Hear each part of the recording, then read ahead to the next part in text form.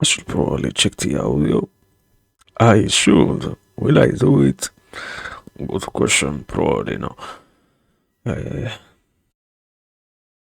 Let me just, in case, have this working. Also, shut up! Shut up! I wanna hear myself. Thank you. Um, what else? I sound like fucking shit. Anyway, uh, since that happens, and there is nothing we can do about it, uh, now for real, here we are. Mahabharata, continuing from the last page that we left on. I I assume it isn't going to lag. I guess, I don't know. I hope that's my final message. Have a little bit more of hope. Um, Anyway, we left in Canto. we left in Canto 157. Yaksha Yudha Parva. The story was they were finishing their rituals, I think. The Okay, in a basic sense, what this whole thing talks about is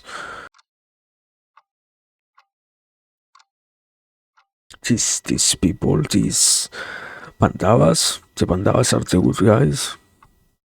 Basically, the Pandavas were purifying themselves.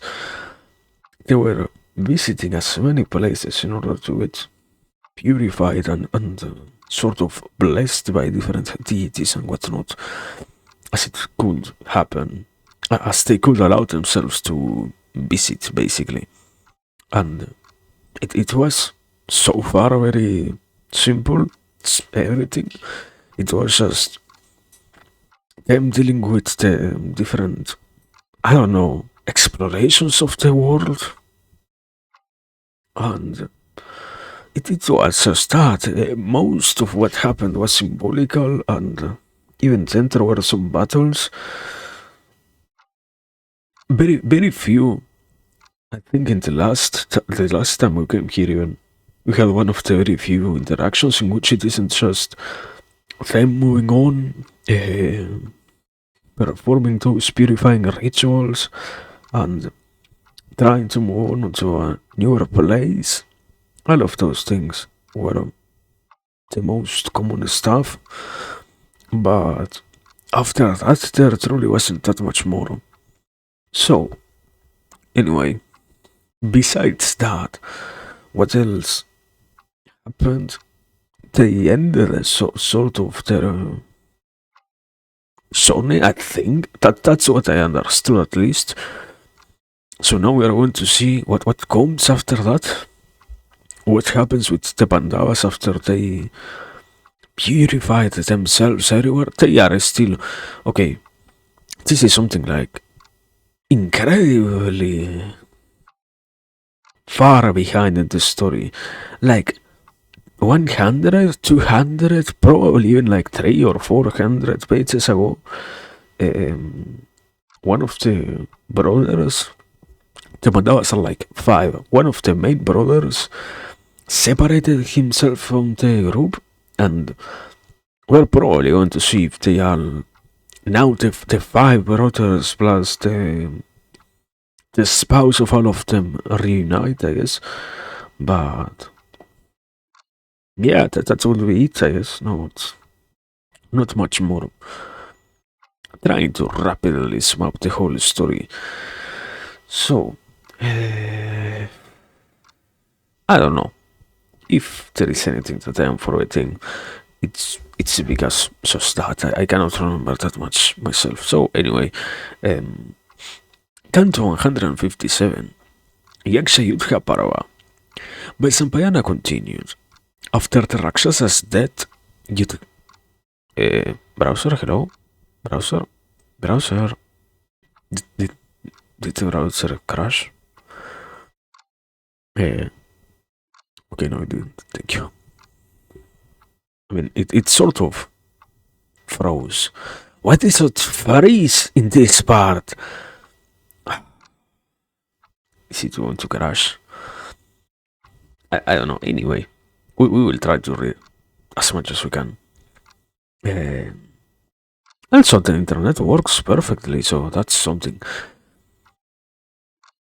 As I was saying, Vaisapayana continued. After the Rakshasa's death, Yudhishthira returns to the hermitage of Narayana and lives there.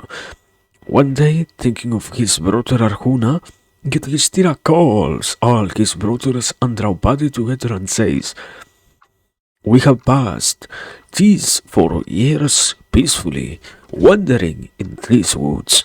Bibhatsu has said that in the 5th year he will come to that king of mountains, Sweta, always festive, with blossoming plants, singing kokilas, and humming black bees, peacocks, and chatakas, and inhabited by tigers, boars, and buffaloes, gabayas, deer, and other wild animals.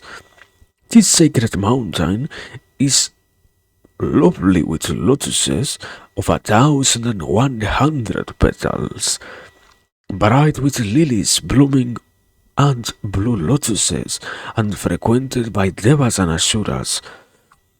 In eager anticipation of meeting our brother, we too have decided to go there. Partha of matchless strength said to me, "I will stay abroad for 5 years and hone my skills at arms. It will be in a place resembling Devaloka that we will see the wielder of the Gandiva when he returns with the Devastras." The Pandavas amongst the Brahmanas and the sons of Prita walk around these ascetics of unflinching austerity in Pradakshina. They tell them their plan to meet Arjuna, to which the Brahmanas give their approval, saying, "You will prosper, Bharatotama. Your troubled time will have a happy ending. You will overcome your difficulties and regain the earth and rule over her with Kshatriya Dharma as your scepter." Bowing to the ascetics, Yudhishthira, scourge of his enemies, sets out with his brothers and the Brahmanas, followed by Gatotkacha and his Rakshasas, and protected by Rishi Lomasa with his brothers. Yudhishthira of the dazzling Tejas and austere Bharatas goes on foot wherever he can, and the Rakshasas carry him wherever he cannot. The king overcomes every obstacle and travels north, where lions, tigers, and elephants roam. On the way, they see Mainaka Parvata, the foothills of Mount Gandhamadana, and the Sweta rocky massif. They also see crystal rivulets as they climb to the higher reaches of the mountains, and on the 17th day they reach the holy Himalayas.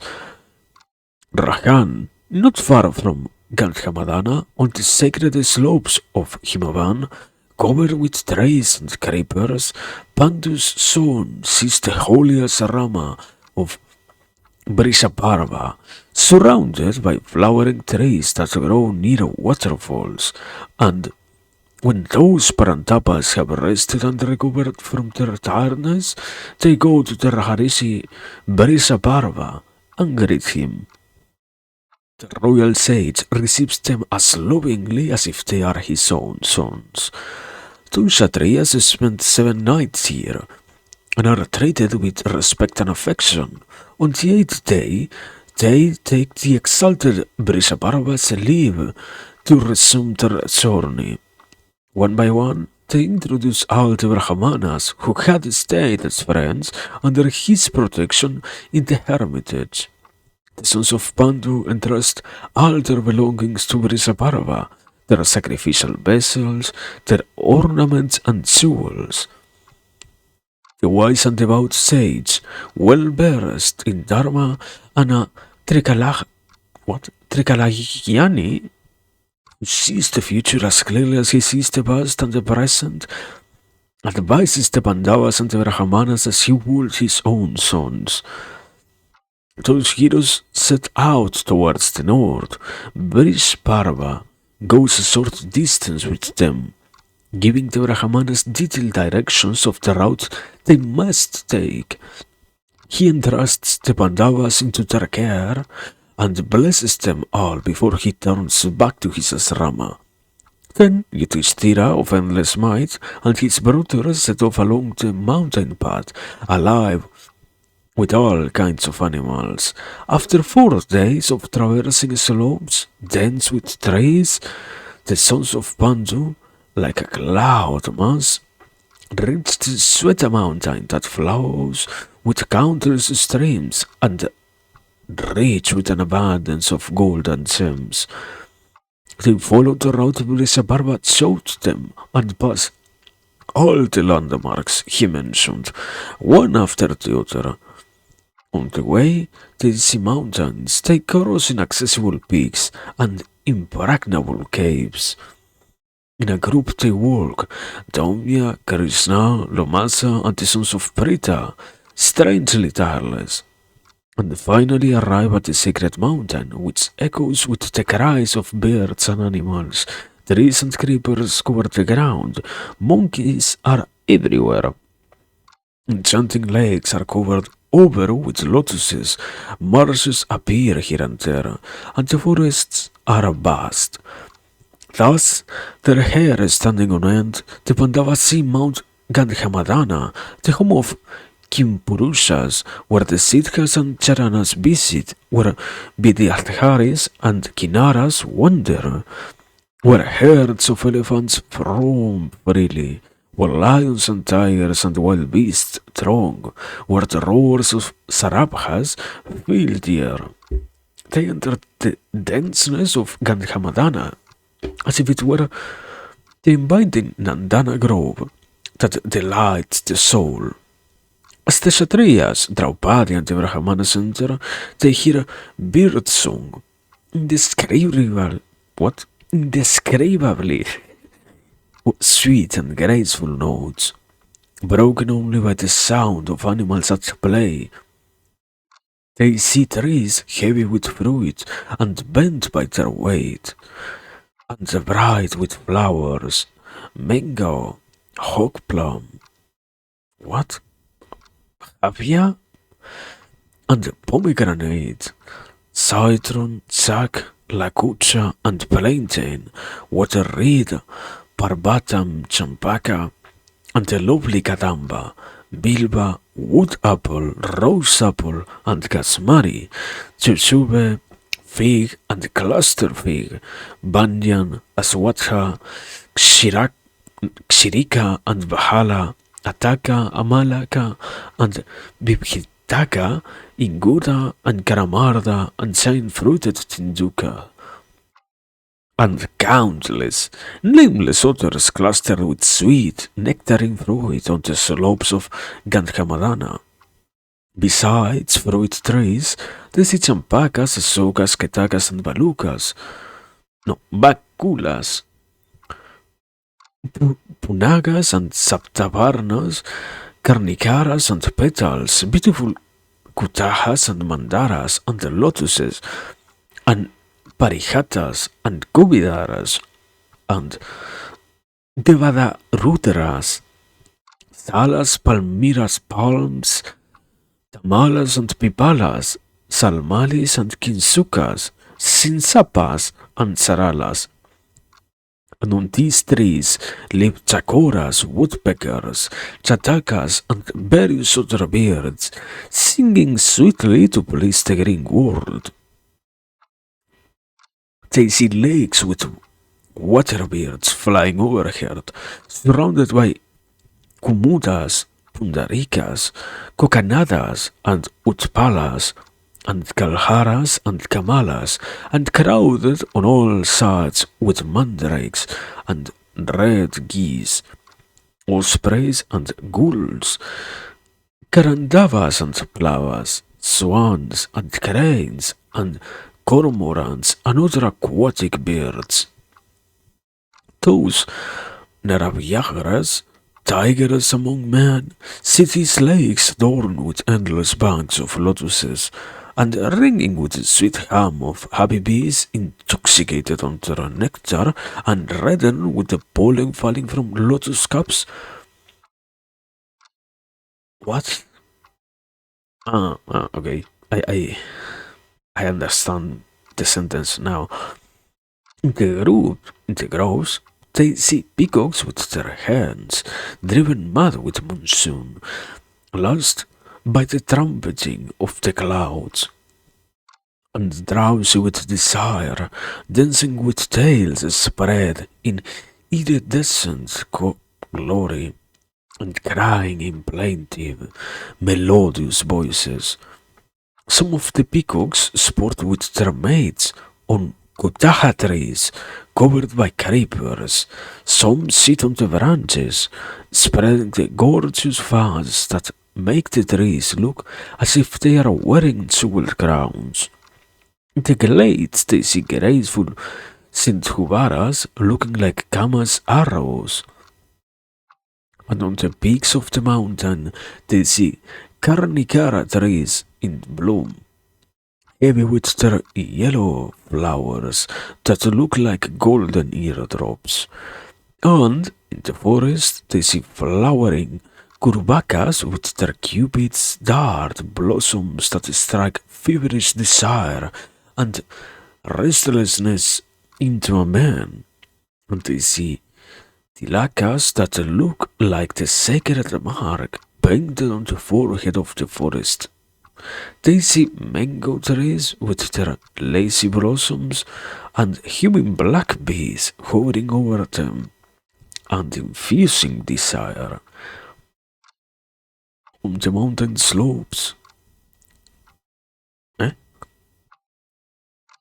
Rara, yes. On the mountain slopes, yeah. There is a word missing.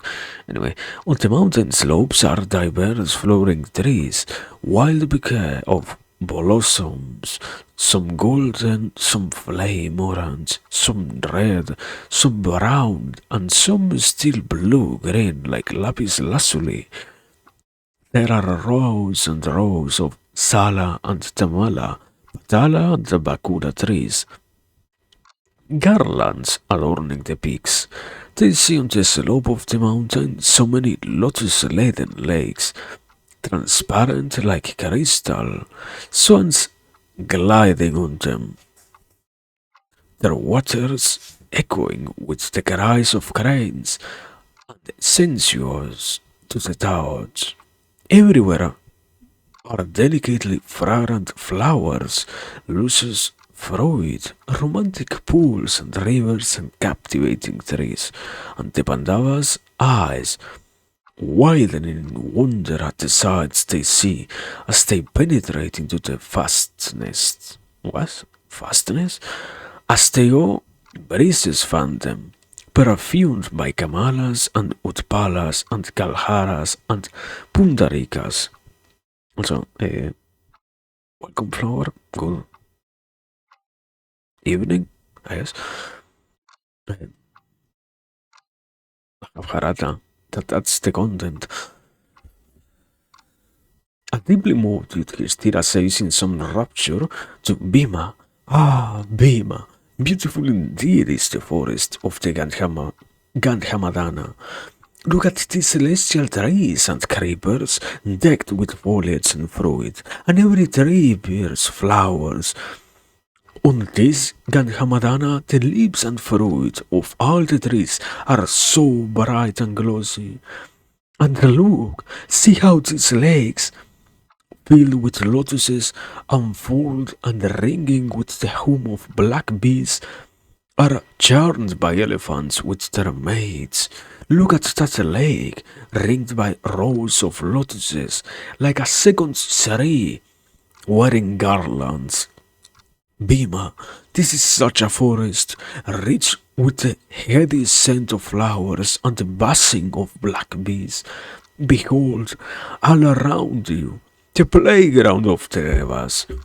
By coming here, we have attained an extra human condition and been blessed. Son of Prita, look how exquisitely flowery creepers embrace the mighty tree.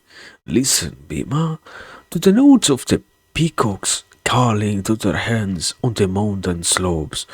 Watch the birds, chakoras, satapatras, last maddened coquillas, and parrots alight gracefully on branches, or among the twigs and myriad hiva, hiva, oh my god,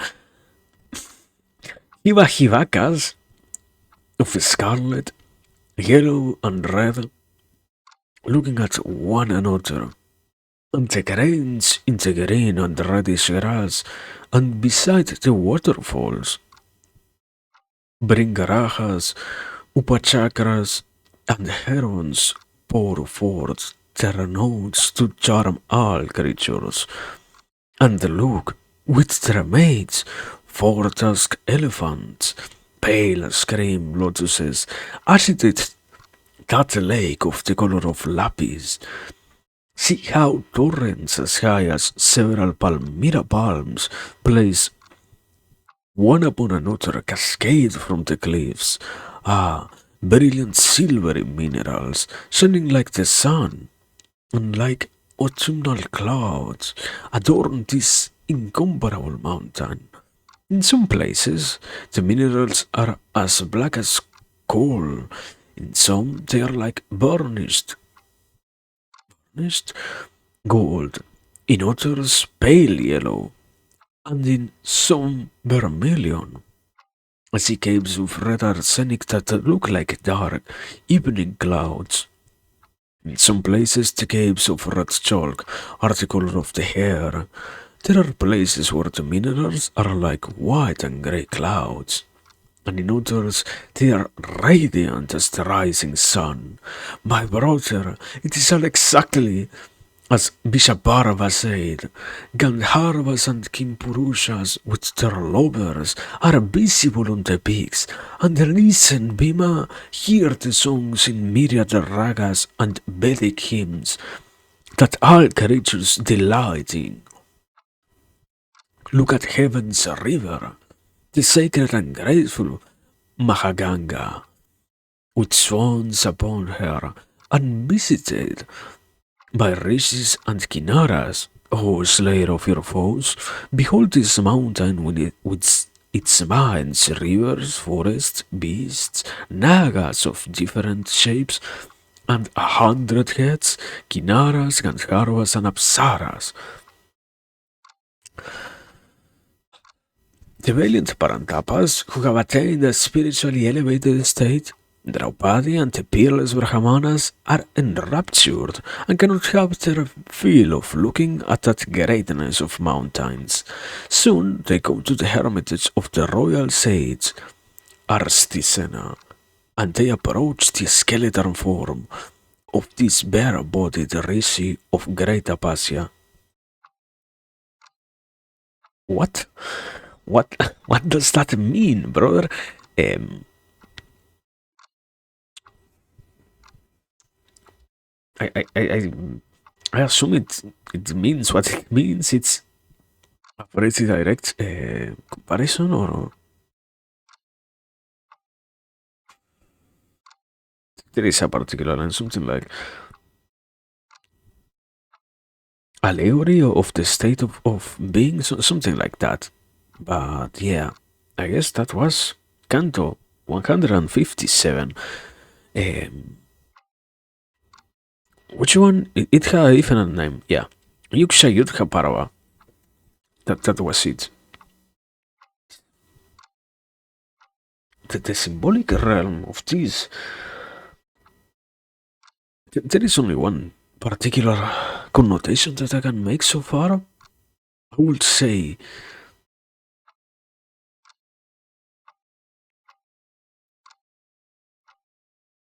I think the most obvious observation is how this is all about nature. This one particular canto. So,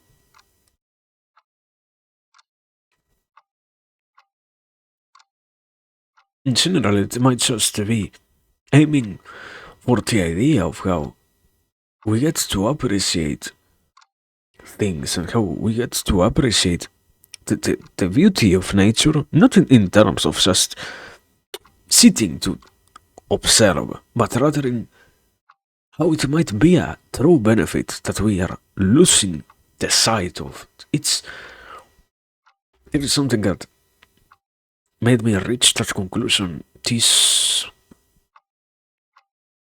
why do they have to talk so much? Okay, around here I think it is. Mountain slopes. Okay, no. Deeply moved. No. I see. No. Well, eh,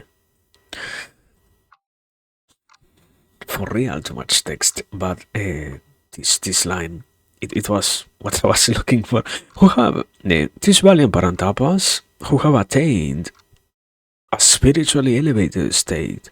Draupadi and the peerless Brahmanas are enraptured. That and there is another different mention to the same thing. This by coming here, we have attained an extra human condition. It's I would dare to say that beyond the mystical, unavoidable element, there is also something highly related to being capable of placing back the importance into nature. There is something highly frequent in this story to release. That is how when the soul is getting as much fulfillment from every single direction, everything else is better. Let's say when we get to ensure proper balance on everything, we get to unavoidably find ourselves doing better. That's sort of a basic statement. And in this case, being existing within a place in which life is so abundant, like this, or what? No, not just alive, but this concept of a positive oriented or a happy. I don't know if happy is just a rich and full of variety life. Places like this one where there are so many things condensed all in one single location. That's the basic premise as to why it is such an amazing land that even something like the gods would be willing to try and live within that place. I think that's the most basic interpretation. I don't know. I think also, personally speaking, I don't like how much they like to add so many names to everything. I think from a writer's point of view, there might be just too many names of things when descriptions will do a better job than listing 20 of every single thing that there is at present in that place. But at the same time, it also could counterposition. It could serve the purpose of and something wonderful that can happen is perhaps we're not truly talking about the beauty of something, but rather the true vastness of things in terms of wow, yeah, we we have all of these things, and we have this whole world of sensations and this whole realm of things. But at the same time, we also have the normal level of things. And sometimes just descriptions can make what used to be normal sound like it is interesting. In this case, what matters is not embellishing things, but rather being capable of understanding that in the true variety, there is enjoyment. And only in the true level of connection with the everything, so to speak, we get to have this better sort of enjoyment out ourselves. This, in the end, they talk about it as if they were spiritually elevated or reaching an extra human state, something like that. I think it was also.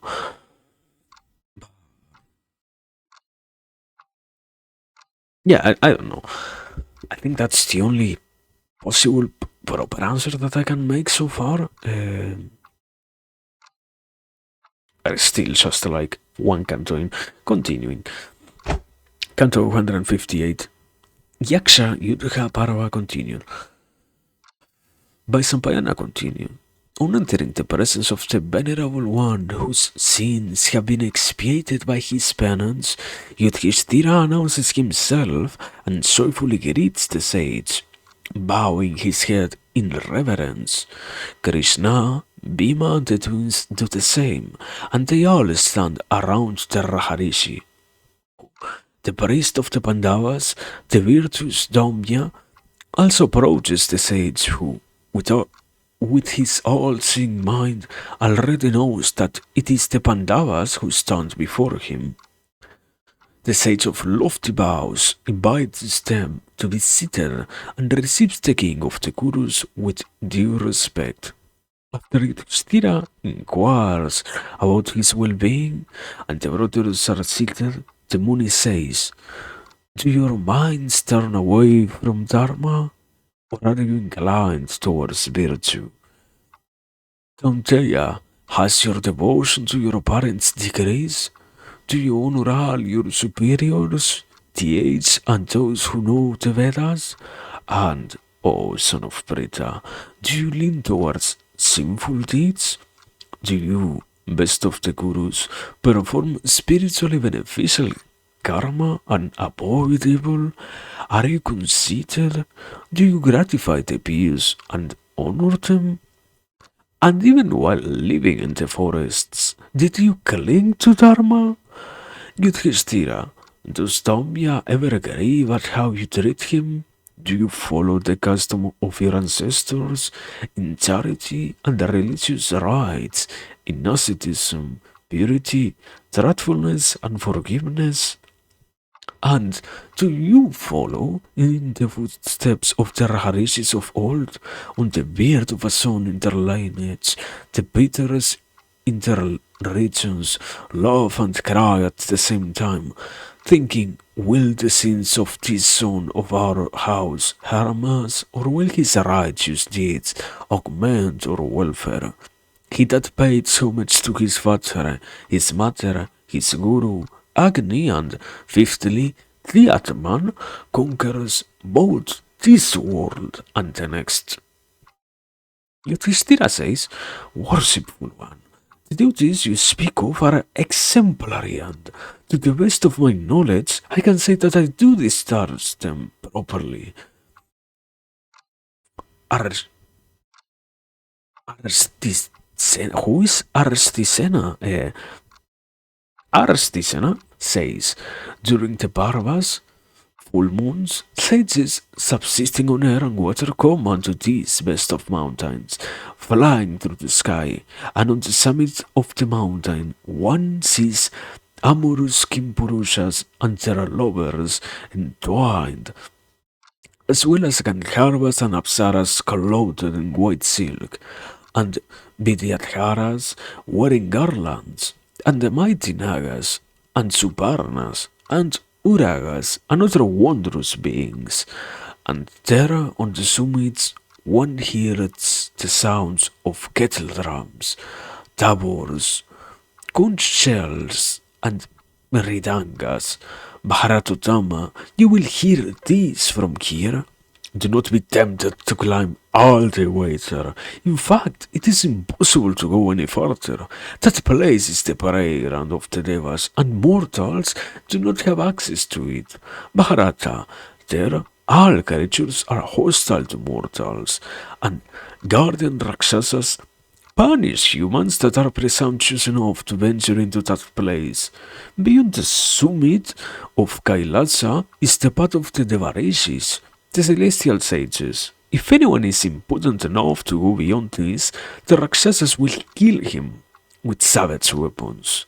There, my child, during the Parvas, one can see Vaisravana, who is always borne on the shoulders of Yakshas and Guyakas, in all his pomp and grandeur, surrounded by Apsaras, and with that lord of all the Rakshasas is seated on the summit, all creatures see him as the rising sun. O best of Bharatas, that peak is the home of the Devas, the Danavas, the Siddhas, and of Kubera. During the Paravas, full moons, the sweet notes of Tumburu, as he entertains Kubera, the Lord of Treasures, are heard all over Gandhamadana. Child, Yudhishthira, here, when the moon is full, all creatures see and hear marvels such as these. Pandavas, stay here until you meet Arjuna. It luscious fruits and the food of the moon is. Child, having come here, do not show any restlessness. Live here at ease, amusing yourself in any way you choose. Eventually, having first conquered it by the strength of your arms, you will rule the earth. Okay? Uh, Understandable?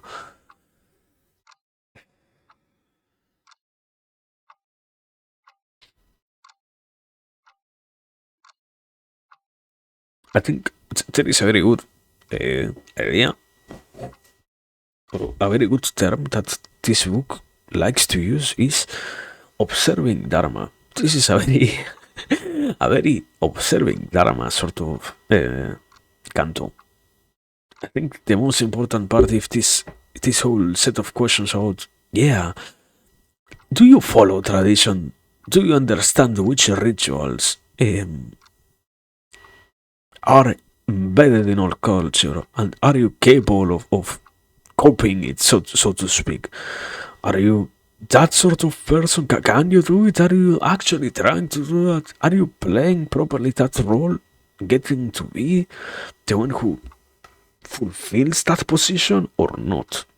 And I think the best answer would be, in that sense, it's just one of the many instances in which these sort of texts like to bring a little bit of self awareness. If we are following the main characters, and there is this whole notion about how when you write something, the main characters to some degree needs to be relatable, or even if he is relatable in how impossible it is to like them, the, the one who is consuming, the person who is consuming the story gets to understand it more when they can extract a little bit what is the subtext of the story. Not just consuming the information, but also getting to play a little bit with what is being said. In this case, it feels more than anything like that. I wouldn't say the filler is everything else. The filler is, yeah, wait for your brother and wait for as much as you need. At the best, it will be in correlations to what I brought up before.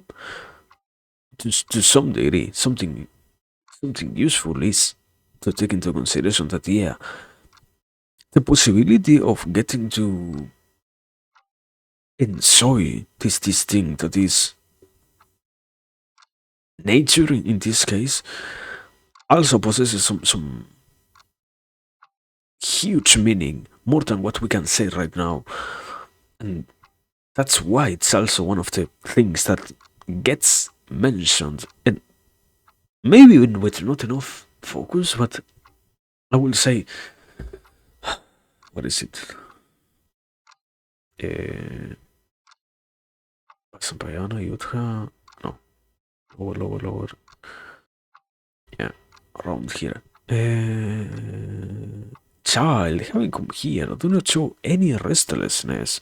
Live here at ease, amusing yourself in any way you choose. Eventually, well, I mean, yeah, that's the main idea. This connection here, the eventually having fears conquered by the strength of your arms, you will rule the earth. I don't know if that is at all truly connected with everything else. I will say, in terms of different meanings, what matters most is this little piece. This one is more in alignment with this this story of the Pandavas. But this other one, child, having come here, blah blah blah blah blah. That thing is more important in terms of, yeah, getting to be. Let me say it like this: getting to be nature is a privilege that should be appreciated because it is, not because it allows for other things. You shouldn't be trying to over worry and exploit your mind, so to speak, when you are in places in which you are given the possibility of resting, calming down, having a little bit of a break, so something like that. And what matters is not just being capable of identifying it and seeing that it exists in that way, but also realizing that indeed something also very good is how this whole level of functions about getting to be fulfilled or more closer to Dharma, yes? That's quick quick explanations just in case. Dharma is, there are like 3 or 4 positive, let's say, stats in the Hinduism. You have like karma, dharma, adharma, or something like that, I think they are. And dharma is the sort of knowledge that you gain. Karma is the most known representation, the actions that you commit, and the karma that they bring, and also the karma that you are already charged with from your previous lives. That's the easiest one. The problem is dharma represents mostly everything else that is related to knowledge, being capable of acting in accordance with what is good, and this thing. If we have to draw comparisons, this thing of the goodness, dharma, to some degrees, the pursuit of happiness. That's what's dharma about. Even if in the end all of karma, dharma, and adharma, all three of them talk about happiness. Dharma is more like the moral judgment, let's say, is the morality of being. But yeah, anyway, that's Canto 158.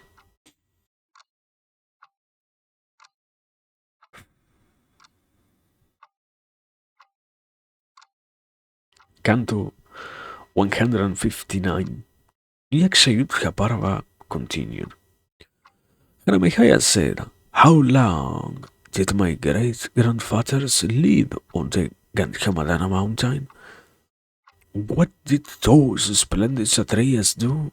What did they eat while they lived here? Oh, excellent Vaisampayana, tell me about these things." Ah, okay, I remember. Uh, Hanamehaya, okay. Hana, the Mahabharata entirely is a compilation of stories within stories. Hanamehaya is the guy who is being told about the Parvas, and yeah, that's the easy explanation for why Hanamehaya is somehow related with those people. Why here we read how long did my great grandfathers So yeah. Anyway, what did those splendid Kshatriyas do? What did they eat while they lived there? Oh, excellent Vaisampayana. Tell me about these things. Describe Bhimasena's valor and what that Mahabaho did upon the Himalaya mountain. Surely, Brahman, Brahmanottama, he did not fight with the Yakshas again.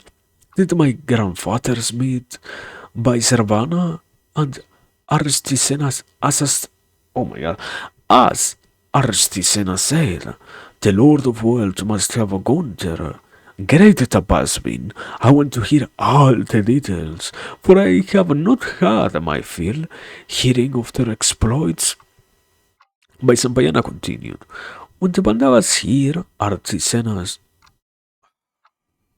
oh, is the name so complicated? Aristisena.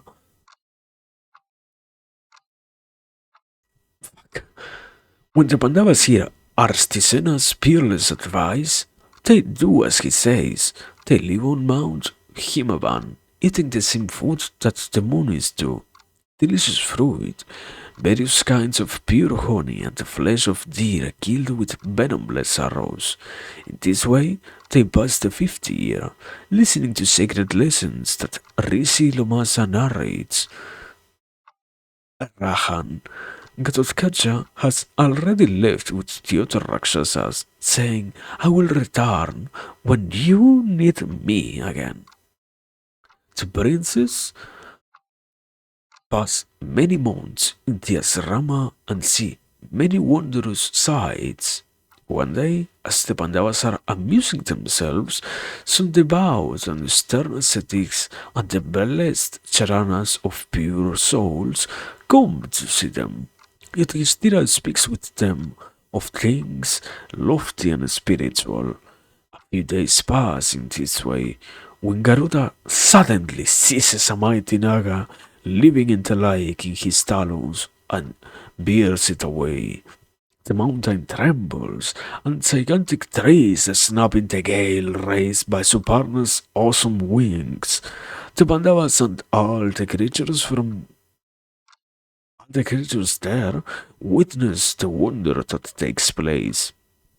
From the crest of that mountain, the wind blows in all kinds of fragrant and lovely flowers, and the Pandavas and Krishna, with their companions, see some otherworldly five-colored blossoms. Krishna says to Bhima as he sits relaxed, Best of the Maharajas, I'll take creatures on this mountain. See these five-hued flowers, carried by the wind raised by Suparna, raining into the river Aswarata. In the Gandhavavana, your brother Arjuna thwarted Gandharvas and Nagas and Basava himself, and killed fierce Rakshasas, and obtained the Gandiva. You, too, have unquenchable strength, and the might of your arms is as irrepressible as Sakara's. O Vimasena, terrify all the Rakshasas with the might of your arms, so that they leave the mountain and flee to the 10 cardinal points. Only then we will what? Only then will we all be free from fear and see the sacred summit of this best of mountains, adorned with the flowers of five hues. Oh, Bhima, I have long cherished the thought of seeing the summit, protected by the might of your arms. Like a mettlesome bull wounded, Bhima is stung by what she says. He cannot bear it, and that Pandava, who has the gait of a lion, who is graceful and generous, who blazes in golden splendor, who is intelligent and strong, proud, sensitive, and heroic, who has red eyes and broad shoulders, who is gifted with the strength of an elephant in bust, who has leonine teeth and a heavy neck, who is tall as a young sallow tree, who is honorable, who is handsome in every limb, whose neck has horns like a shell, whose arms are inexorable, takes up his bow inlaid with gold and his sword. He who has never known fear charges towards the cliff. Before I forget, there was something I wanted to check. What was it even? Uh, Jaramehaya, okay. Vaisampayana, okay. Who the hell talks to this guy? There was a Krishna. Yeah, I already forgot Krishna was the spouse of them, I guess.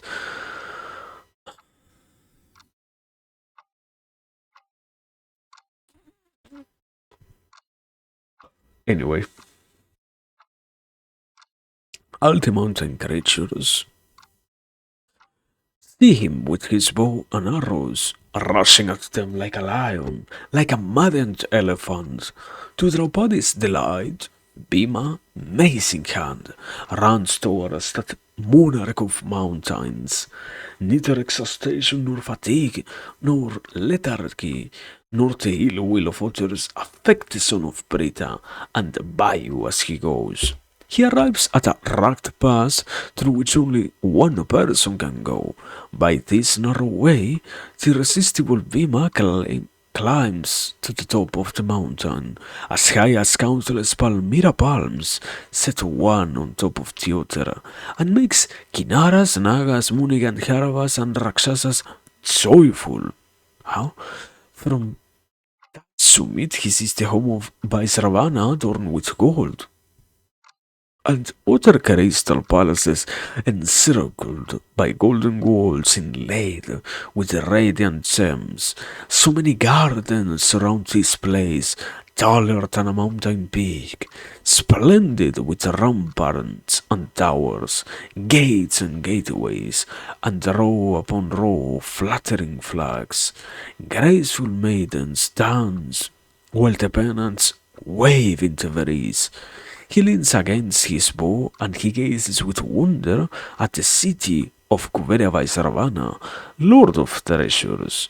A fine breeze blows gladness into the hearts of all the creatures, wafting sweet perfumes everywhere.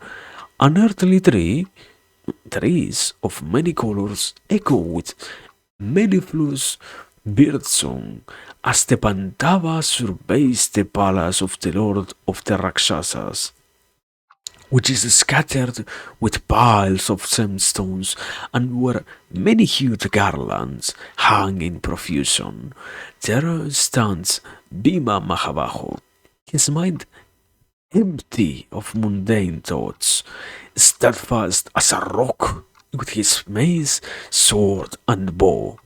Then he blows his conch shell, making the air on the bodies of his enemies stand on end. He twangs his bowstring and slaps his arms with his hands, striking terror into the hearts of one and all. Following the direction of the tremendous sounds, the hairs on their bodies standing on end, the infuriated yakshas and rakshasas rush at the Pandava. The maces and clubs, swords, spears, javelins, and axes in the hands of the yakshas and rakshasas blaze, and Mahabharata, the battle between the rakshasas and Bhima, erupts. Bhima uses his arrows to cut off the darts, javelins, and axes hurled at him by the Rakshasas, who are great Mayabis, illusionists. Bhima pierces the bodies of the screaming Rakshasas, those that fly in the sky and the ones that stand on earth. Blood sprays from their limbs and hands are struck cleanly off by Bhima's driving weapons. Also, what's driving weapon? Anyway, all the creatures there see the regal Pandava surrounded by the Rakshasas like the sun darkened by clouds, and just as the sun sets his rays over all the earth, Bhima Mahabaho, of untold prowess, sends his arrows in all directions, decimating his enemies. The Rakshasas still roar menacingly, but Bhima prevails. The terrified yakshas, their bodies mangled, utter horrible cries and, in sheer dread, fling down their weapons and flee southwards, leaving behind maces, spears, swords, clubs, and axes. Eventually, there is only one warrior left of the Rakshasas, mighty chested, mighty armed, Maniman, friend of Kubera, his weapons in his hands. He is majestic as he calls out to the fleeing armies. When you come before Vaisravana, what will you say to the Lord of World when he asks how so many of his warriors were defeated by a single mortal? And truly, like an angry elephant, he charges the Pandava, attacking him with all his weapons. Bhimasena stabs his sides with 3 arrows, and the Maniman casts his mace at the human like a thunderbolt. Bhima catches the that baleful mace and throws it into the sky. It looks like a shield of lightning and deflects the searing salve of arrows with which Maniman showers him. The Rakshasa launches an iron club with a golden arrowhead at its tip. It spews flames and roars as it pierces Bhima's arms, felling him. Wounded sore, Kanti's son takes up his own mace, his eyes now rolling in his head from rage, taking up his gold inlaid mace, which terrorizes his enemies and crushes them. Bhima flings it surely at Maniman, who cries out in pain at being struck. Roaring, Maniman draws a fiery astra and looses out. No, at a loses it at Bhima, but Bhima breaks the shaft with a swing of his mace, and that Pandava, best of all mace fighters, rushes at the Rakshasa, as intent on killing him as Garuda swooping down on a snake. Then, suddenly, Bhima springs into the sky. He brandishes his mace and, with a reverberant shout, hurls it down on his enemy like a thunderbolt cast by Indra. The mace flashes. It strikes the Rakshasa squarely on his head, so it bursts apart, and the Maniman falls dead. All the others see how Bhima kills the Rakshasa, as a lion does a bull. The Rakshasas still left alive see their leader slain, and run towards the east, crying out in fear. Wonderful fight. There, there is a meaning. I don't think so. Probably. Very much probably. There is no proper explanation for this one. Yeah, people fighting. Wow. So, I mean, I don't know. If anything, how much this whole story likes to talk about conflict is funny in general. Even more for this whole discussion of Dharma and whatnot. I don't think it's that's correct to over focus on violence, I guess. But we don't even really have the same traditions as them. I can also understand why it's such an important thing to always talk about. There is this nowadays, at least here, we have forgotten about the proudness of being physically capable. I mean, it's even dangerous to say, oh, yeah, I want to fight someone else. It's an incredibly dangerous thing to have happen nowadays, even more in modern ways of fighting with other human beings. So, it's sort of complicated, to say the least. But maybe, maybe one day we will get to be like them a little bit more and be more capable of handling conflict, I guess. Something like that, if nothing else. be capable of accepting that, yeah, you know what, we we will have stuff of this sort happen, and it's not so really that bad. It's sort of unavoidable, so yes. Anyway, let me drink some water, and after that we are continuing. I don't know. I will try to see if there is something that I am missing, but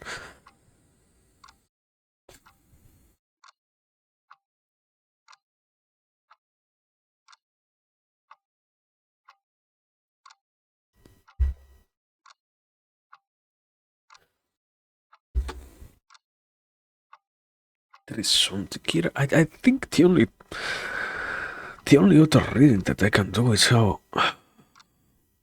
it seems sort of, I wouldn't say weird, but not properly explained why somebody like Krishna gets to ask, yeah, so many things out of her husbands, so to speak. I might be saying something wrong, but she incites too many conflicts. I think at least on most of the things that I have seen lately, those conflicts do not come from real events that could have not been solved through anything else, but rather through issues with relating somehow to the female figures that this story presents. I mean, even more looking back in other ways, there have been, I don't know, very little true rivalries. Most things have been because somebody wanted another person's woman, or because they shared the same interest, or because they wanted to profanate someone, or any kind of combination that went out the same topic.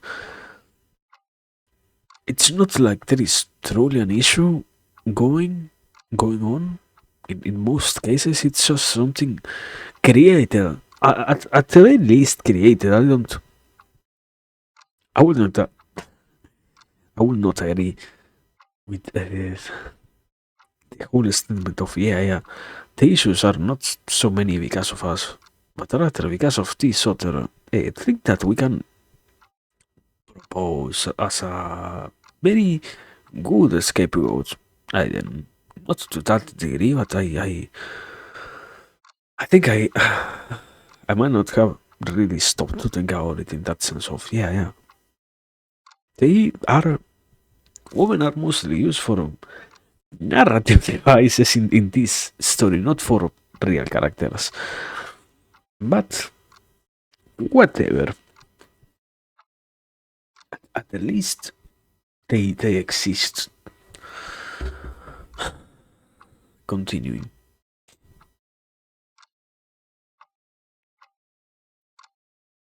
Also, that was, I think, yeah, 159. Now, on to Canto 160. Yaksha Yudha Parva continued.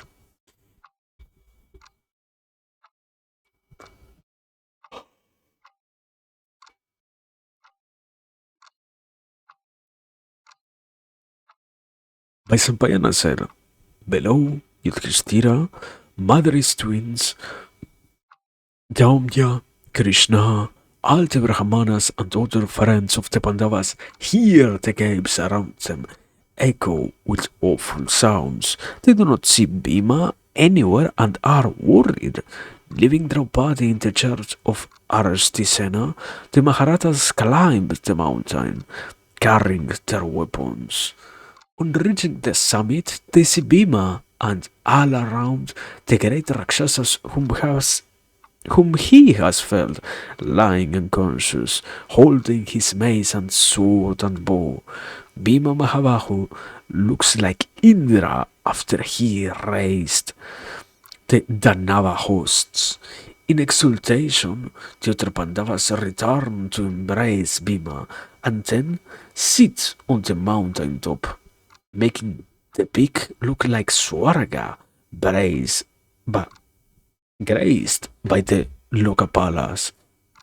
Yudhishthira sees the abode of Kuvera. He sees the slain Rakshasas on the ground and says to his brother, either rashness or ignorance has made you commit this sin. Kshatriya, this indiscriminate slaughter is uncharacteristic of you, especially since you now lead the life of a sannyasi. The wise, who know about Dharma, say that one must never do anything to provoke the displeasure of a king. But you have, oh Vimasena, you have perpetrated a deed that will offend even the gods. The man who turns to sin, ignoring Artha and Dharma, reaps the harvest of his wrongdoing. If you love me, never do such a thing again.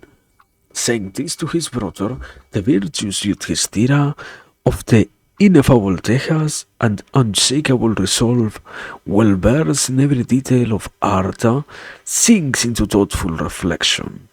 In the meanwhile, the Rakshasas who survived Bhima's assault have fled to the abode of Kuvera, and these swift beings quickly reach Vaisravana's palace, crying in distress and trembling still in fear of Bhima.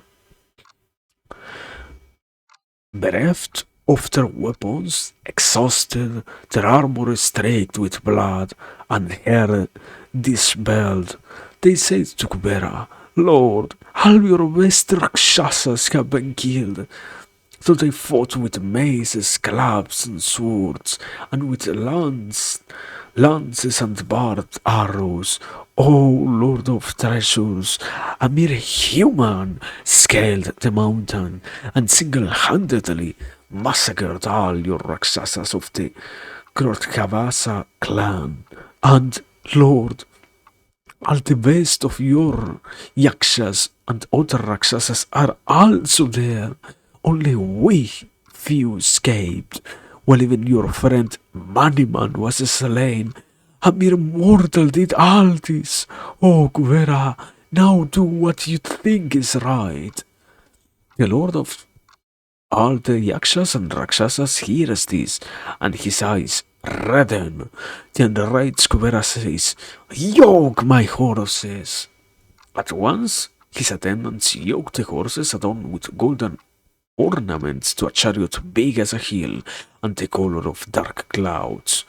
Yoked to the chariot, his superb steeds, each endowed with every noble quality, and the auspicious 10 curls of hair of incredible strength and speed, decked with various gems and looking splendid, impatient to be off and fly like the wind, begin to nigh to each other as if they are already victorious, and the king of the Yakshas rides forth to the singing of his praises by Devas and Gandharvas. 1,000 foremost Yakshas of huge bodies, red eyes, and golden luster, gifted with enormous strength, strap on their swords and follow their lord Kuvera. So swift is the flight of those horses that when they arrive at Gandhamadana, it appears as if they have hauled the sky back with their speed. The hair on the bodies of the Pandavas stands on end when they see the Lord of Wealth's horses, and then the graceful and lustrous Kubera surrounded by the Yaksha host. Kubera sees the sons of Pandu, Maharatas armed with bows and swords, and he too is delighted, eager to fulfill the task at hand. The Yakshas, swift as the fastest birds, align on the summit of the mountain and stand before the Pandavas, with their lord at their head. Then, O Mahabharata, because their master is pleased to see the Pandavas, the Yakshas and the Gandharvas stand there calmly, knowing themselves to be transgressors. The noble Pandavas bowed their heads and stand surrounding Kubera with folded hands. The Lord of Treasures sit on the remarkable Vimana, the elegant Pushpaka, made by Biswakaraman and colorfully painted. Thousands of yakshas and rakshasas, some with gigantic bodies, some with pointed ears, hundreds of Gandharvas and hosts of Apsaras sit around him, like the devas surrounding Indra, performer of 100 sacrifices. Kuvera wears a golden garland around his neck, and has his pasa, his divine noose, his sword and his bow in his hands. Bhima stands gazing at the Lokapala, and the sight of the god removes all the pain of the wounds the Rakshasas inflicted on him. He, who is carried on the shoulder of Yakshas, sees Bhima's naturally warlike stance and his battle-ready weapons, and says to Yudhishthira, Kaunteya, all creatures know you as one who wants their welfare. You may live on this summit with your brothers. Be without any fear. O Pandava, do not be angry with Bhima. These Yakshas and Rakshasas were destined to die. Your brother was merely the instrument of their death. There is no need to be ashamed of his impetuousness. The slaying of the Rakshasas was foretold by the god. I am not angry with Vimasena. In fact, I am rather pleased with him. Bharatotama, what Bhima did has made me happy. Now Kuvera addresses Vimasena. Child, best of the Kurus, I do not mind what you have done, since you did it to please Krishna, and because you depended only on your own strength, even though you disregarded the devas and me as well, when you did this reckless thing. I am pleased with you. Brigodara, today you have freed me from an old curse. The Maharishi Agastya once cursed me in anger for an offense of mine. By what you did? What? By what you did, you have liberated me. Pandava, my disgrace at a mortal's hands has long been destined. No offense attaches to you in any way. Yudhishthira says, Divine One, why were you cursed by the exalted Agastya? I am surprised that you were not consumed in an instant, along with your armies and companions, by the Muni's wrath. Kubera says, at Kusavati, O king, once a conclave of the Devas was held. I was on my way there with 300 fierce Mahapadma Yakshas, all carrying various weapons, when we came upon that best of rishis, Agastya Muni, engaged in severe tapasya on the banks of the Yamuna, where birds sing and trees are full of flowers. We saw him, a mass of blinding light, where he sat facing the sun, with his arms upraised, out of foolishness, ignorance, and arrogance. My friend, the elegant Rakshasa lord, Maniman, spat on the head of the Maharishi. Why? Till Sage's anger blazed up, as if to consume the earth, and he said to me, Lord of treasures, your friend has insulted me in your presence, so he, together with your forces, will meet their deaths at the hands of a mortal, and, evil one, you will grieve when they die, but shall be absolved from this curse when you come face to face with that same mortal.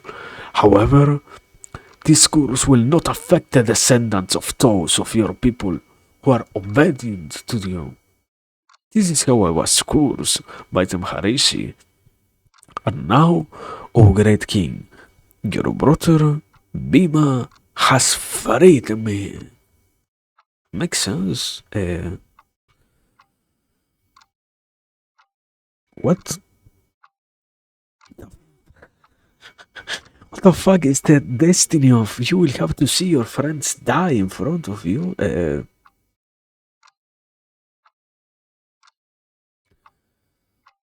is something I have learned, not so recently, but recently enough for it to be new, about how the revelation or the process of explaining dreams work. Something happens in most cases in which metaphors and possible analogies are always hidden within everything. Why was this guy? What's the meaning of this guy being forced to see his friends die? Why exactly that? As a chorus. I mean, the whole thing. You will have to see your friends die, then you will be absolved of your sin? What? Uh,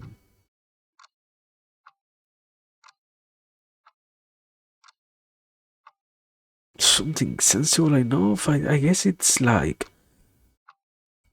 probably how it relates to. I think how it relates to.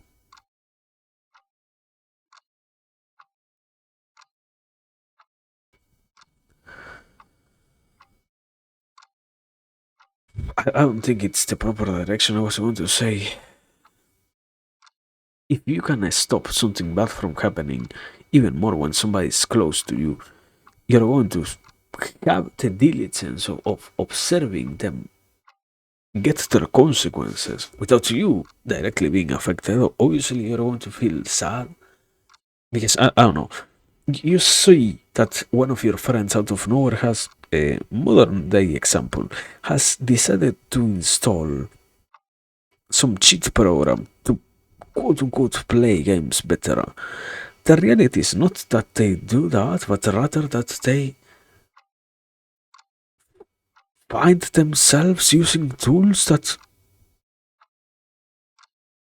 make them enjoy a little bit more of their experience without realizing that they are going to, in the long run, hurt their things. So the unavoidable consequences, even if you tell them something, it's already too late. It's just a matter of time before you see them being condemned for what they did. Being not condemned, punished for what they did. In the case of video games, it's like in most cases, a permanent ban. In the case of something like this, it's seeing your friends die, I guess. That's also why it's also sort of mentioned this whole idea of, but only your friends will be affected, not the descendants of your friends, I guess. But yeah, that's as much as I can get from that one.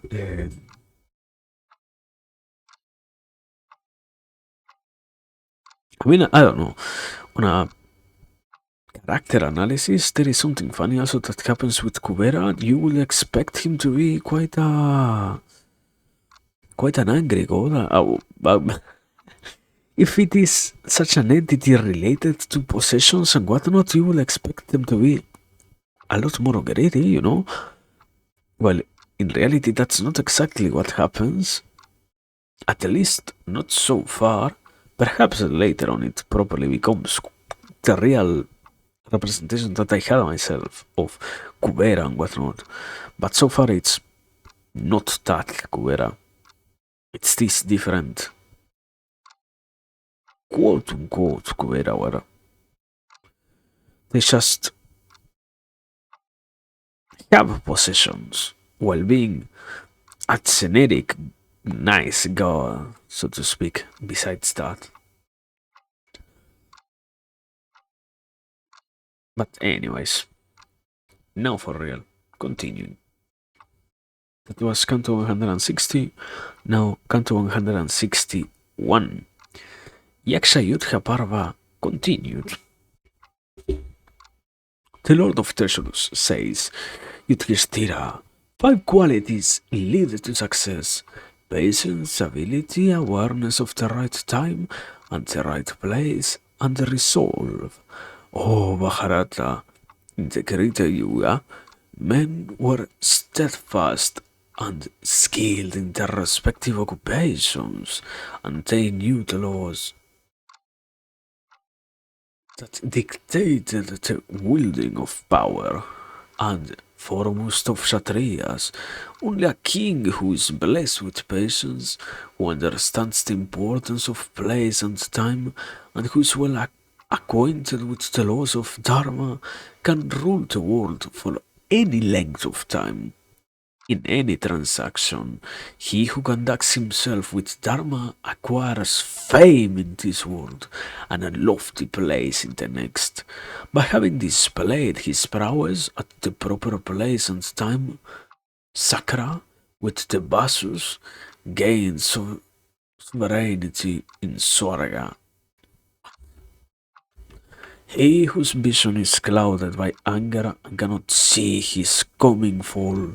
He who is addicted to sin because of his evil nature, and he who does not know the appropriateness of the time and place for action will meet with destruction both in this world and the next. All the efforts of such a stupid man are futile, because he does not know that when and where of his actions, and he will not escape doom in this world and the next.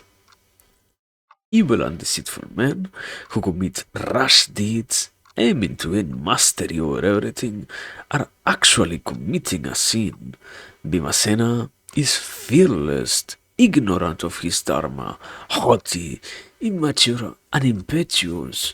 You must check him. Return to the ashram of the pious Arstisena and stay there during the dark fortnight, free of anxiety. Lord of men, at my command, I'll take and Harvas living in Alaka, as well as those living on this mountain, will protect you, and these good Brahmanas. Rahan, braid Berikodara for the rashness that led him here. Now you, O king, beings living in the forest, will come to you. They will wait upon you and always watch over all of you. My servants will procure delicious meats and drinks for you.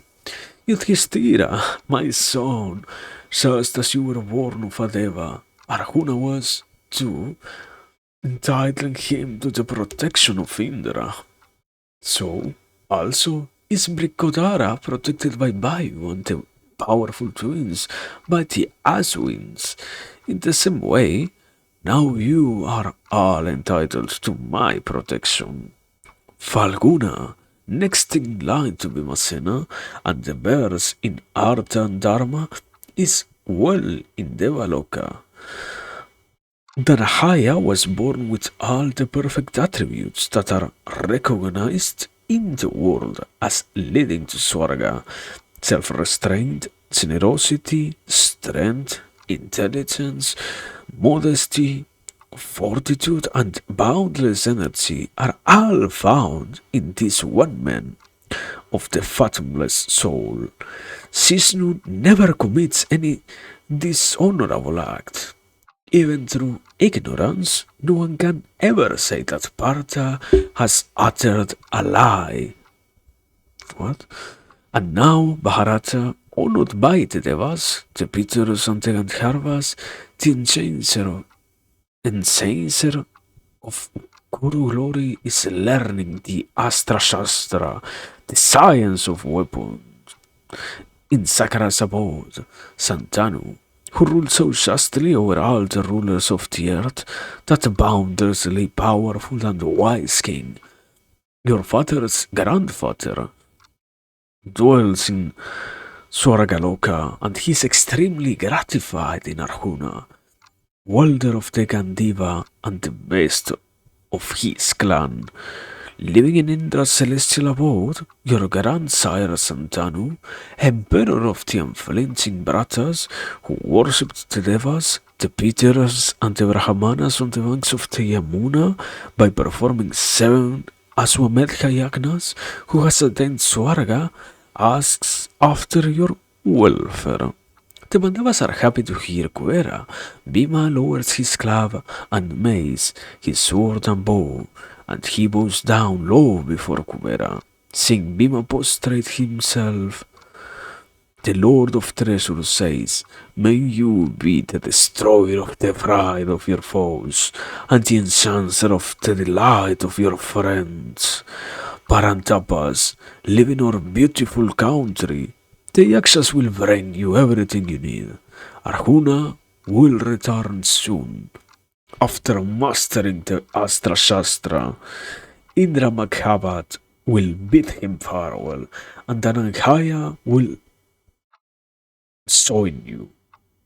After speaking to Yudhishthira, the lord of Gai of the Guyakas vanishes from the mountain top. Thousands of yakshas and rakshasas follow him in chariots, spread with decorated cushions and ornamented with jewels. As the swift horses fly towards Kuvera's abode, they are like flocks of birds coursing across the sky. Indeed, these horses are so swift that it seems as if they suck the sky and swallow it as they go. At Kubera's command, the corpses of the slain Rakshasas are removed from the summit of the mountain. The curse of Maharishi Agastya has ended, and, having died in battle, the Rakshasas are freed. The Pandavas remain there for many nights, honored by the liberated Rakshasas. Okay, before I keep on going, I don't even remember which one of them. And I don't think it's that much of a good idea to do like F3, because with 7,000 pages, my PC might as well explode if I try to search for any one term. But besides this, indeed, these horses are so swift that it seems as if they suck the sky and swallow it as they go. I think the most obvious first association that anybody can perform is how it might be talking about this space folding ways of transportation in which supposedly one of the ideal ways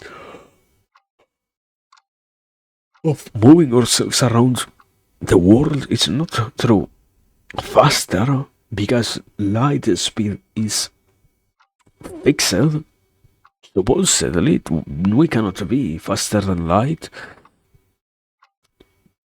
So, one other solution is to be capable of cutting down the space that exists between things, the space within space itself that resides between the things that want to connect, let's say, or that are being measured.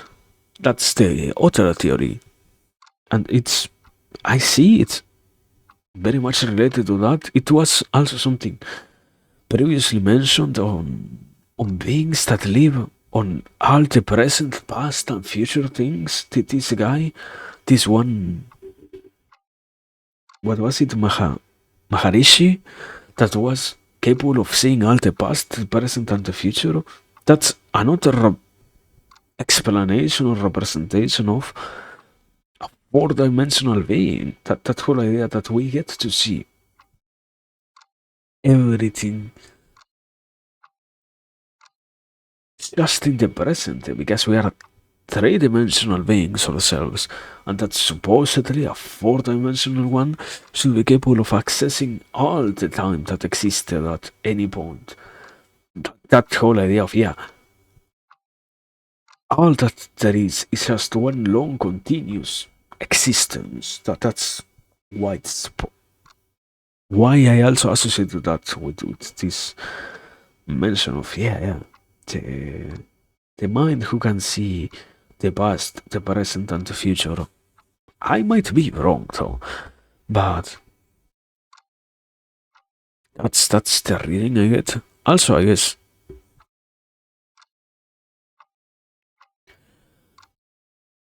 I finally sort of click with the idea. Kubera mentions the proper place. Okay, another good observing Dharma paragraph, but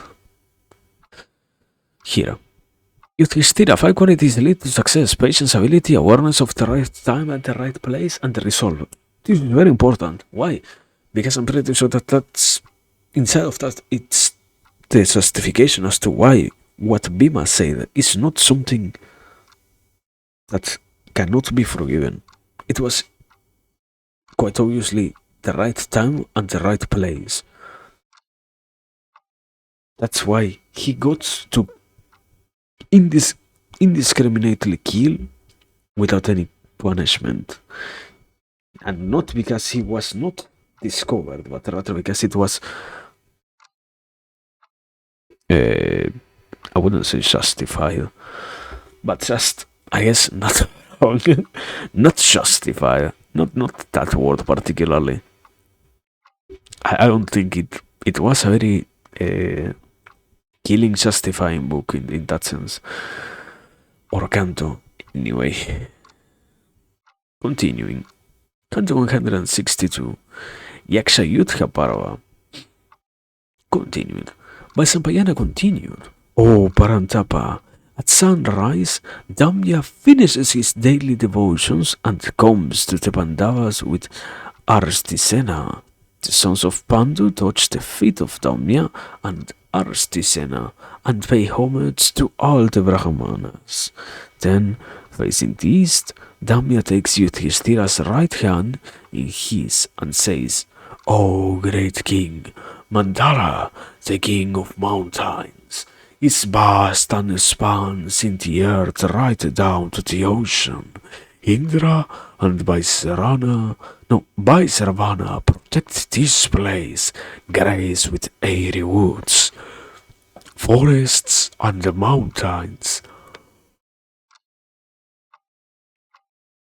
My child, the wisest sages, we know all about Dharma. Say that this realm is the abode of Indra and Vaisravana. The Bihas burst in Varna Dharma. Siddhas, Tasdyas, and the Devas worship the sun. She rises from here. Righteous Yama, Lord of all living beings, presides over that southern region where the souls of departed beings go. And this is Samyamanam, the abode of the Lord of departed spirits, sacred and wonderful to behold, and crowned with bliss.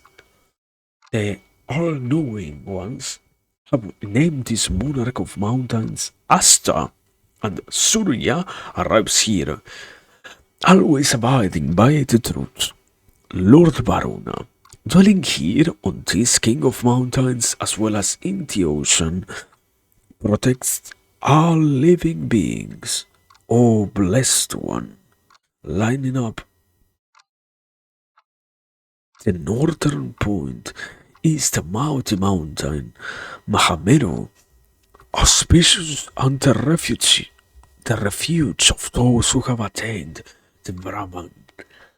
That is where Brahma holds court, and from where Prajapati created all moving and immobile things of the earth. Meru is the blissful abode of the seven mind-born sons of Brahma, of whom Daksha is the seventh child. It is here that the seven divine rishis, the Sapta rishis, with Vasishtha at their head, rise and set. Look at the matchless, radiant summit of Meru, where the Pitamaha Brahma sits with the celestials absorbed in the bliss of self-knowledge. Next to Brahma's dwelling, you can see the home of Narayana, from whom all creation originated, who has neither beginning nor end. Rahan. That holy place is so concentrated with divine energy that even the gods cannot look at it. By its very nature, the abode of Vishnu Mahatman is full of splendor, more brilliant than the sun of or of fire, and no one can look at it, not even the Devas or the Danavas.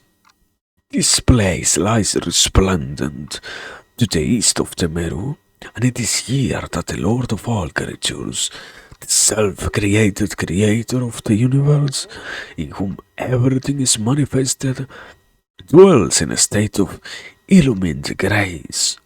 Neither Maharishis nor Brahmarishis have access to this place, only Yatis do, son of Pandu. In his presence here, the bodies of light cannot shine, because he alone, who is beyond understanding, shines in supreme transcendent luster.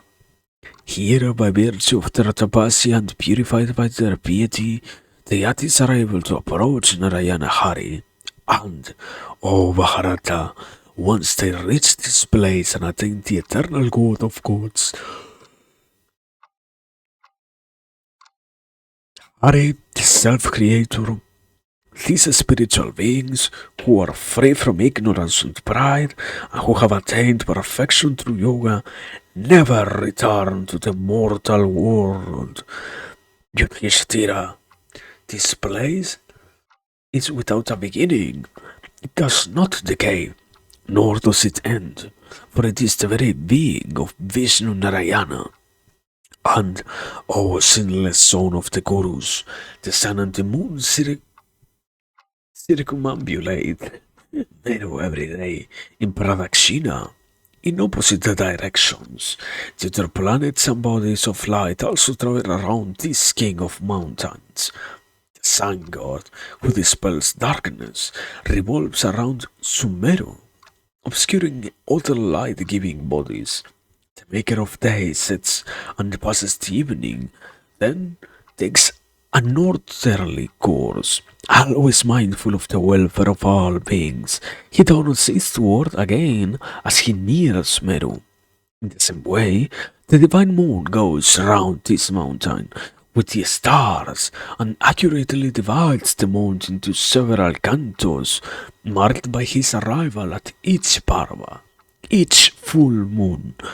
Unerringly does he circumambulate the mighty Meru, and, nourishing all creature, the moon returns to Mandara. The divine Surya Deva, the destroyer of darkness, also moves unfettered on his path, giving life to the universe.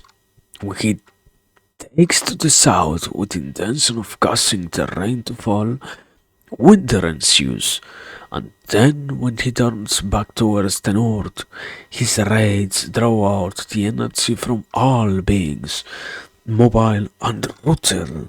He makes men perspire, making them tired, lethargic, and drowsy. All living things feel drowsy at this time. From here, moving through the mysterious sky, the sacred sun brings rain and revives the earth. Having nourished all beings with soothing showers, warmth and wines, majestic Surya begins his course all over again.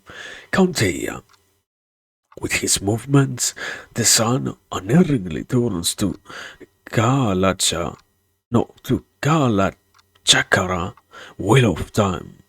With mastery over all created things, his course is unceasing, he never stops to rest. O Pandava, he takes away energy and gives it back again, and dividing time into day and night, Kala and Kashta, and no Kasta, that the Lord, the Sun, gives life and motion to all creation.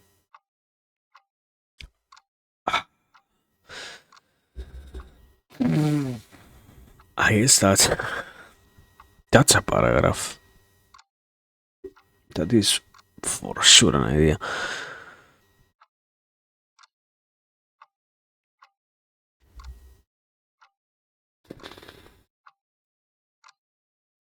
I don't think it's impossible to explain this one. It's just complicated. We had a quite a big jump of topics.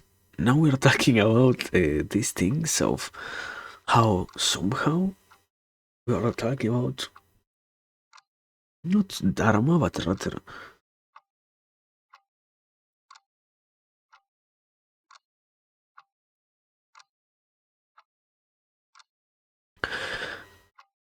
cosmologies of the world. In this case, the topic isn't really, oh yeah, we have all of these deities working for us. We have these deities that order the world without any other interference from us. The sun is always going to come out from that side, and the moon is also going to do the same. Because they are gods that live in opposition to one another.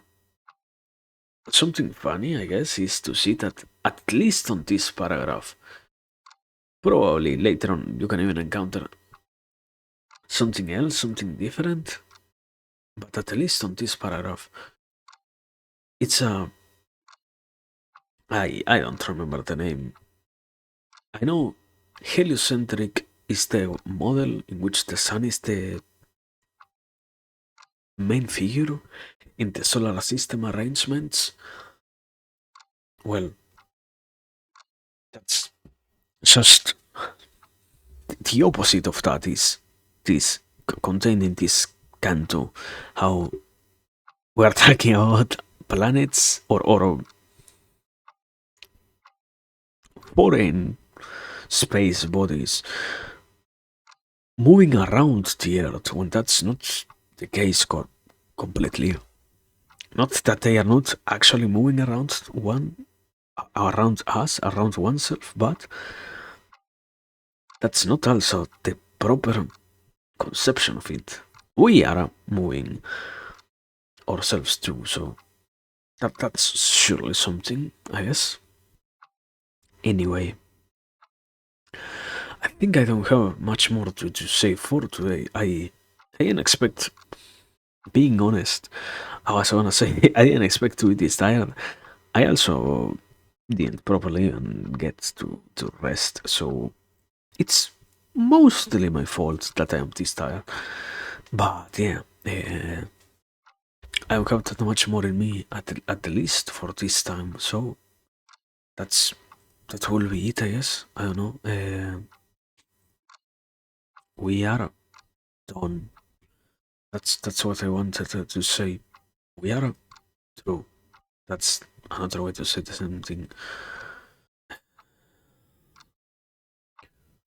What a wonderful reading. Now I will write it down where we left before once again I forget. I think I did like 20 pages today. 19 probably. Anyway, also the Discord. I forgot to use the Discord. About using the Discord for literally the reason that it was created. Notify when I'm going live. So, yeah, always playing things properly. Anyway, we're done, so it doesn't matter in to any degree now. It's too late. But whatever. That's it, I guess. I don't know. Question is raid? Do we raid somewhere? Can we? Shall I raid? I so complicated. Anyway, let me find somebody to raid. And after that, I guess we are properly on. Man, such is life, I guess. I don't know. But it was nice. At the very least, we continued reading. I didn't say anything at the beginning. I sort of enjoy directly getting into doing things, but it's very funny to see that, yeah, sometimes you can want to do things, and just because you don't organize yourself properly, you don't get to do them. That was very much the case here. I wanted quite a lot to continue reading, but you needed things to be in the proper place for that to happen correctly, let's say. And that wasn't being the case until now, so whatever.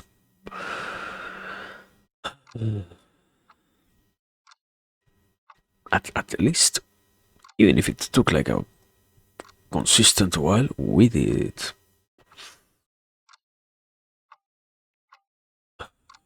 But yeah, that's no wait. I have a place. I think I have. Okay. I have someone. Shut the fuck up. I have someone to write right now before it's too late. This person. This.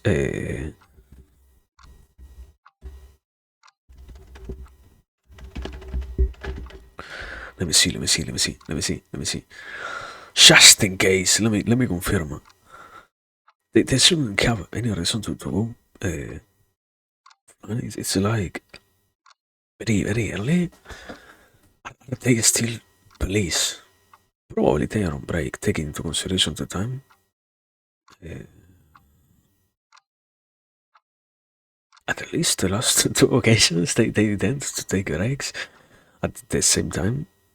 But anyway, doesn't matter. Watch this. So, what they a Toho game player?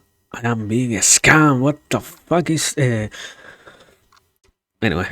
Anyway, I want to watch somebody playing. What's this? A dating simulator? What's this? Anyway, yeah. Thank you for the stream. No, thank you for being here. Thank you for the patience. Visual novel. Okay. I mean, uh, aren't all visual novels dating simulators? No, but at the same time, uh, who knows? Anyway, yeah. Watch that. Give Province Lavandi. Which one of those is the name? Lavandi, I guess. Lavandi. Chance, please. Thank you. Good night. Have a wonderful evening, day, afternoon. I don't know. And yeah, as always, thanks for everything. When we're getting back here, probably tomorrow. Probably not. Probably not. Probably. Yes. No. Yes. Yeah.